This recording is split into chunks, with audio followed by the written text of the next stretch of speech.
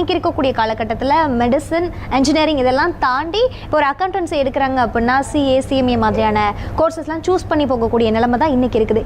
இந்த ஒரு மாற்றத்திற்கான காரணம் என்னவா நீங்கள் நினைக்கிறீங்க சார்? இப்போ இது தொழில் வளர்ச்சி தான் இதுக்கான ஒரே காரணம் அப்படின்னு சொல்லலாம்.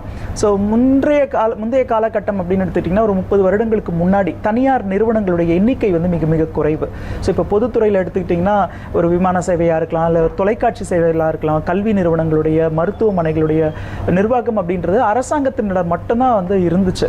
ஸோ எப்போ நமக்கு ஒரு லிபரலைசேஷன், ஒரு ப்ரைவேட்டைசேஷன் அந்த மாதிரியான கான்செப்ட்ஸ் வந்ததோ அப்பத்துலேருந்து எல்லா துறைகள்லையுமே தனியார் நிறுவனங்கள் கால் பதிக்க ஆரம்பிச்சாங்க. ஸோ அதே மாதிரி நம்ம குளோபலைசேஷன் எடுத்துக்கிட்டோம்னா இந்தியாவில் இருக்கிற ஒரு நிறுவனம் வெளிநாடுகளில் போய் தொழில் தொடங்குவதோ இல்லை வெளிநாட்டுகளில் இருக்கிற நிறுவனம் இந்தியாவில் அதனுடைய கிளைகளை தொடங்குவதனுடைய எண்ணிக்கை அதிக அளவில் இருக்கு. ஸோ அதனுடைய கண்டினியூட்டின்னு எடுத்துக்கிட்டோம்னா வேலை வாய்ப்புகளும் அதிகமாக இருக்கு. ஸோ ஒவ்வொரு நிறுவனத்திற்குமே ஒரு சார்ட்டர்ட் அக்கௌண்டன்ட் அல்லது ஒரு காஸ்ட் அண்ட் மேனேஜ்மெண்ட் அக்கௌண்டன்ட்டுடைய உதவி தேவைப்படுது.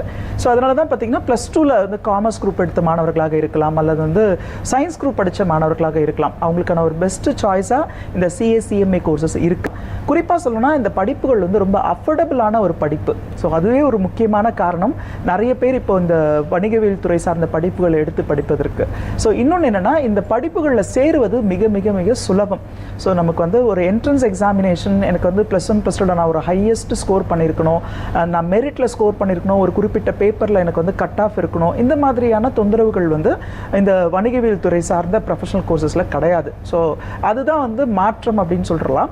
இன்னொன்று என்னன்னா மக்கள்கிட்ட இப்போ கொஞ்சம் விழிப்புணர்வு அதிகமாக இருக்கு. ஸோ முன்னெல்லாம் எடுத்துக்கிட்டோம்னா அந்த ஆடிட்டிங் கோர்சஸ் படிக்கிறது ரொம்ப கஷ்டம், ஸோ இதை படிக்க ஆரம்பிச்சிங்கன்னா முடிக்கவே முடியாது, அந்த மாதிரியான வதந்திகள் நிறைய இருந்தது.